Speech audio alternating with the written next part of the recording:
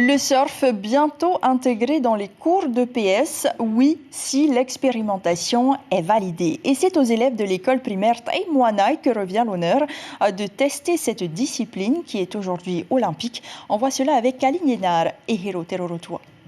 Allez, enlève le fesses, pied arrière, pied avant. Apprendre le surf avec un pro de la discipline comme Steven Pearson, cela ressemble à un cadeau de Noël avant l'heure pour ses enfants. Sur la plage, on s'exerce aux 3 étapes pour prendre une vague, la position sur la planche, ramer, puis se lever. Et surtout, on rappelle les règles de sécurité. Il ne faut pas plonger la tête la première et on ne prend pas la vague quand il y a quelqu'un devant. La session de surf est en réalité un cours d'EPS. Le professeur filme les élèves pour corriger leurs erreurs techniques. Et cette théorie, ça se passe le mercredi à l'école Taïmoana de Papeete. Ils se voient surfer, c'est plutôt intéressant. Des fois, ils rigolent et tout.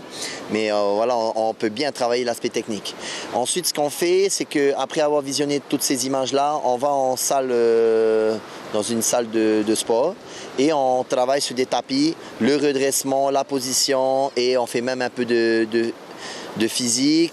Les 27 élèves sont répartis en 3 groupes. Sur le sable, c'est atelier sensibilisation au ramassage des déchets, mais aussi initiation au land art, la création d'œuvres éphémères à partir de ce qu'on trouve sur la plage.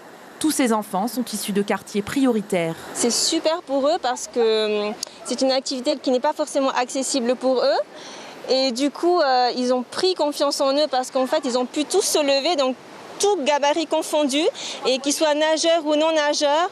Donc ça leur donne vraiment un bon coup de pouce dans la confiance en eux et dans leur estime de soi.